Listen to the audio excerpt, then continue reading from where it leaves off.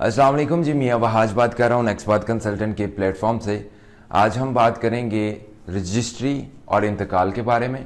बहुत इंपॉर्टेंट ये एक डॉक्यूमेंटेशन है जो पाकिस्तान की रियल एस्टेट की अगर हम टर्मिनोलॉजीज़ की बात करें तो उसके अंदर यूज़ होती है और बहुत जगह पे आपको रजिस्ट्री इंतकाल का सामना भी करना पड़ता है। अगर आप पाकिस्तान में रियल एस्टेट में इन्वेस्टमेंट करने के ख्वाहिशमंद हैं या ऑलरेडी आपकी कोई विरासती प्रॉपर्टीज़ हैं तो आप हर बंदा इसके साथ कनेक्टेड है। नो डाउट जो आजकल नई सोसाइटीज़ आई हैं जैसे DHA बहरिया ने अपना ट्रांसफ़र का सिस्टम, फाइल सिस्टम चीज़ें इंट्रोड्यूस करवाई हैं, बट स्टिल ये भी हमारे रियल एस्टेट का हिस्सा है कि रजिस्ट्री और इंतकाल और इस तरह इससे रिलेटेड जुड़ी हुई जो डॉक्यूमेंटेशंस हैं, जो टर्मिनोलॉजीज़ हैं, इन पे हम बात करेंगे। आज हम बात करेंगे रजिस्ट्री क्या है, इंतकाल क्या है, ये क्यों ज़रूरी है और इसको आप कैसे करवाते हैं।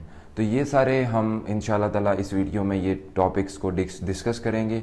इसके अलावा इंशाल्लाह ताला इन नियर फ्यूचर आप लोग जो हैं इस चैनल के ऊपर इसको डीपली भी देखेंगे कि रजिस्ट्री की कितनी टाइप्स हैं, इंतकाल की कितनी टाइप्स हैं और इनमें क्या क्या चीज़ें हो सकती हैं, इसमें फ्रॉड कैसे होता है, उससे बचा कैसे जा सकता है। तो इंशाल्लाह ताला इस चैनल के ऊपर वो सारी डिटेल्स भी आपको मिलेंगी।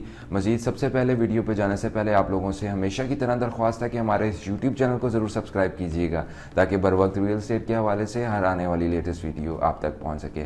तो जनाब, पाकिस्तान में आपने प्रॉपर्टी लेनी है, बिल्कुल वैसे ही आप प्रॉपर्टी लेते हैं कि जनाब एक रियल एस्टेट एजेंट है या आपको कोई प्रॉपर्टी पसंद है, आपने सर्च आउट किया, आपको प्रॉपर्टी अच्छी लगी और आपने उसे टोकन कर दिया और उसके बाद जब वो आपके नाम होनी है तो वो क्या प्रोसेस होता है। सबसे पहले हम डिस्कस करते हैं रजिस्ट्री क्या है। बेसिकली एक प्रोसेस जिसमें आपकी सेल्स डीड बनती है, जिसमें जनाब ये क्लेम किया जाता है कि इस प्रॉपर्टी के सारे जो लीगल राइट्स हैं वो आपके पास है, यानी बायर के पास है जो प्रॉपर्टी ले रहा है। तो आपके पास, बायर के पास सारा प्रूफ होता है उसकी ऑनरशिप का। ठीक हो गया। तो वो जो एक सेल डीड बनती है, एक मुआहदा होता है, उसको कहते हैं रजिस्ट्री। अब रजिस्ट्री करवाते कैसे हैं, उसका प्रोसेस कह लें तो प्रोसेस को हम डिस्कस करेंगे। अगर हम स्टेट बैंक के कवानीन के मुताबिक प्रोसेस देखेंगे तो इसके ये फॉलोइंग प्रोसेस होते हैं रजिस्ट्री करवाने के। सबसे पहले आपको जो भी एक मोस्ट सर्कुलेटिंग न्यूज़पेपर होता है उसके अंदर इश्तिहार देना पड़ता है। You have to place an ad of property, जिससे आपको ये चीज़ क्लियर होती है कि इस प्रॉपर्टी की सेल के ऊपर किसी किस्म की ऑब्जेक्शन नहीं है। दूसरा जो स्टेप होता है पाकिस्तान के अंदर कि आप लोकल रजिस्ट्रेशन ऑफिस में जाते हैं, रजिस्ट्रार ऑफिस में जाते हैं, उसमें आप उस डॉक्यूमेंट को देखते हैं, उस डॉक्यूमेंट को वेरीफाई करवाते हैं कि ये सेल के काबिल है, इसमें किसी तरह की ऑब्जेक्शन तो नहीं है। तीसरी चीज़ ये है कि आपको NOC चाहिए होता है, यानी कि नो ऑब्जेक्शन सर्टिफिकेट। ये आपको यूजुअली अपने जो लोकल एरिया के टाउन नाउजिम के ऑफिस से मिल जाता है। तो NOC से ये होता है कि आपको इस चीज़ की क्लियरिटी हो जाती है, एक दिन में ही आपको मिल जाता है कि इस प्रॉपर्टी के ऊपर किसी किस्म का कोई लिटिगेशन नहीं है और ये सेल हो सकती है। इसके बाद आपको एक वकील की ज़रूरत होगी या डीड राइटर आप कह लें, जो आपको रिटर्न में जो आप जिस चीज़ को ख़रीद रहे हैं उसकी ड्राफ्टिंग कर सके, आपके डॉक्यूमेंट की, आपके बेसिकली जो आपका एग्रीमेंट हो रहा है उसमें आपके सारे कवाइफ, आपकी सारी चीज़ें, प्रॉपर्टी की सारी डिटेल्स और आपको लीगली तौर पे जो हमारे कवानीन के मुताबिक जो टर्म्स हैं उसके मुताबिक आपको सिक्योर कर सके और पूरा एक एग्रीमेंट लिख सके। तो आपको एक वकील की ज़रूरत होगी जो एग्रीमेंट लिखेगा। इसके अलावा आपका जब एग्रीमेंट भी हो गया, आपने पेमेंट करनी होगी जिसमें जो इंक्लूड होगा स्टाम्प ड्यूटी का 3% टैक्स चलता है पाकिस्तान के अंदर। इसके अलावा आपको जो टैक्स पड़ेगा कैपिटल वैल्यू टैक्स, वो 2% होता है टोटल प्रॉपर्टी की वैल्यू का। इसी तरह रजिस्ट्रेशन फ़ी जो है वो 1% होगी। इसी तरह आपको टाउन टैक्स की फ़ी देनी होगी, वो भी तकरीबन 1% बनेगी। इस वक्त गवर्नमेंट ने जो है टैक्सेस वगैरह में काफ़ी कमी की हुई है, लेकिन वैसे जो नॉर्मली यहाँ पर प्रैक्टिस होता है वो मैंने आपको शेयर किया कि कौन कौन से टैक्सेस या फ़ी आपको देनी पड़ती है। इसके अलावा इन सब चीज़ों की जो रसीदें होगी वो आपने स्टाम्प ऑफिस में लेके जानी है। तो वहाँ पर जो है वो आपको स्टैम्प पेपर जो है वो इशू हो जाएगा जिसमें आपकी पूरी जो है वो सेल डीड बन जाएगी। इसके अलावा जो स्टाम्प पेपर है वो आपने रजिस्ट्रार के ऑफिस में दे देना है ताकि जो आपकी प्रॉपर्टी की ऑनरशिप है वो ट्रांसफ़र हो सके। अच्छा जी, अब इंतकाल की बात कर लेते हैं। अभी हमने रजिस्ट्री की बात की है, तो इंतकाल जो होता है रजिस्ट्री में आपको पता लग गया है कि आपकी सेल डीड बनती है, ठीक है। अब इंतकाल की अगर हम बात करें तो ये जो आपकी सेल एग्रीमेंट हुआ है, आपको रजिस्ट्री मिल चुकी है, उसकी जो ऑनरशिप है अभी तक असल ऑनर के ही नाम थी।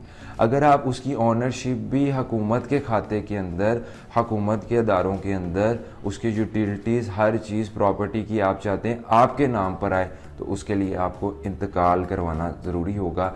तो चेंज ऑफ ऑनरशिप जो होती है, ऑनरशिप का जो चेंज है वो इंतकाल के प्रोसेस में होता है, जिसको म्यूटेशन भी कहते हैं। अगर हम रजिस्ट्री की बात करें, रजिस्ट्री में ठीक है वो आपके नाम तो हो जाती है, लीगली आप उसे ख़रीद लेते हैं, वो कल को आप शो करवा सकते हैं ये मैंने ख़रीदी है, लेकिन कल को अगर आपने उसको बेचना है तो इंतकाल करवाना बहुत ज़रूरी है। आप अगर अपने नाम चाहते हैं, आपका कोई घर है, प्रॉपर्टी है, उसका बिल जो है वो आपके नाम पे हैं, आप उसको हुकूमत को प्रॉपर उसके टैक्सेस दें, तो उसके लिए आपको इंतकाल करवाना पड़ता है। रजिस्ट्री में असल मालिक के नाम ही जो है वो प्रॉपर्टी रहती है डॉक्यूमेंट्स के अंदर। बाकी अगर हम म्यूटेशन का या इंतकाल का हम प्रोसेस देखें, बड़ा सिंपल सा प्रोसेस है। आपने सब रजिस्ट्रार के ऑफिस जाना होता है, जिस भी एरिया में आपकी प्रॉपर्टी लगती है आप वहाँ जाएंगे। सबसे पहले वहाँ पर आप अपनी रजिस्ट्री यानी कि जो सेल डीड जिसको मैंने आपको पहले बताया वो सबमिट करवाएंगे। बायर और सेलर की दोनों की आईडी कार्ड की कॉपीज वहाँ पे सबमिट होंगी। बाकी पावर ऑफ अटॉर्नी लग जाएगा, अगर लेट्स सपोज ऑनर नहीं है तो उसके बिहाफ पे किसी और बंदे के साथ आपकी सारी डील हुई है तो पावर ऑफ अटॉर्नी अटैच हो जाएगा। तो बेसिकली जब आप अपनी रजिस्ट्री और सारी डॉक्यूमेंटेशन सबमिट करवा देते हैं तो आप एलिजिबल हो जाते हैं इंतकाल के लिए, कि वो प्रॉपर्टी जो है वो ऑनरशिप आपके नाम हो जाती हैं, और उसके बाद जितने टैक्सेस हैं, जो सारी चीज़ें हैं वो आपके नाम से ऐड हो जाएगी प्रॉपर्टी के अगेंस्ट, और वो आपके नाम से जाया करेगी। अगर हम कुछ और की पॉइंट्स में बात करें कि इन दोनों में डिफरेंस क्या है, ताकि आपको मज़ीद समझ आ जाए। अच्छा, रजिस्ट्री को बेईनामा भी कहते हैं, और अगर हम इंतकाल की बात करें तो उसको म्यूटेशंस कहते हैं। रजिस्ट्री में सेल डीड आ गई और इंतकाल में आपकी जो प्रॉपर्टी की ऑनरशिप ट्रांसफ़र हो गई। रजिस्ट्री जो है वो बहुत ज़रूरी है, मतलब ये जब आपकी प्रॉपर्टी किसी की सेल हो गई तो उस बंदे का भी फ़र्ज़ है कि अगले बंदे के नाम रजिस्ट्री करवा दें। इंतकाल ऑप्शनल है, उसके बगैर भी आप काम चला सकते हैं, लेकिन रिकमेंडेड यही है कि आप जो है वो इंतकाल करवाएं, वो भी मैं आपको बताऊंगा क्यों। सो रजिस्ट्री बेसिकली जो है वो सेल्स का रिकॉर्ड है कि प्रॉपर्टी सेल हो गई है, और इंतकाल जो है वो ऑनरशिप का रिकॉर्ड है।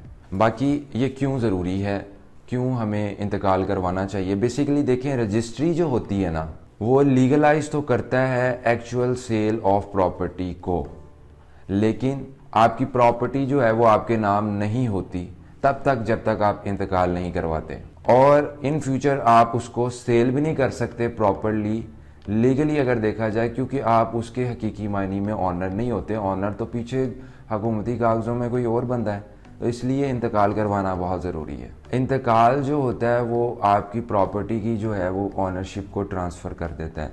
उसके लिए ज़रूरी नहीं है कि सेल होगी तो प्रॉपर्टी जो है वो ट्रांसफ़र होगी। जैसे आपको विरासती प्रॉपर्टियाँ मिलती हैं, इनहेरिटली प्रॉपर्टियाँ मिलती हैं, गिफ्टेड प्रॉपर्टी मिलती है, तो इंतकाल की वजह से ऑटोमेटिकली आप उसकी बेस पे अगर इंतकाल हुआ होता है आप अपनी प्रॉपर्टी को आगे ट्रांसफ़र कर सकते हैं। सो ये सारी बेसिक चीज़ें थी जो मैंने कोशिश की आपको एड्रेस करने की।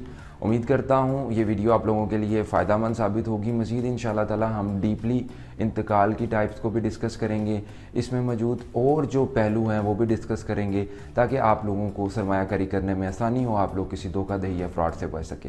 मेरा नंबर नीचे आ रहा है 030466864624। इस नंबर पर आप हमें व्हाट्सएप कर सकते हैं, कॉल कर सकते हैं।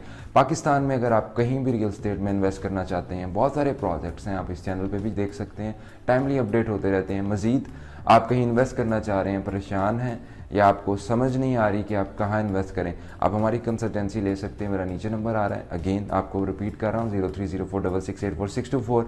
ओवरसीज़ पाकिस्तानी से दरख्वास्त है कि आप हमें लाजमी व्हाट्सएप लाजमी किया करें, क्योंकि हमारी और आपकी टाइमिंग में थोड़ा सा फ़र्क होता है। तो आप जब हमें व्हाट्सएप कर देंगे तो हम अपने ऑफिशियल वर्किंग आवर के अंदर आपको कॉल बैक कर लेंगे, कोई मसला नहीं है। तो मज़ीद वीडियोज़ के लिए हमारे चैनल को सब्सक्राइब करें। जल्दी मुलाकात होते हैं नए टॉपिक नई वीडियो के साथ। शुक्रिया, थैंक यू, जज़ाकल्लाह।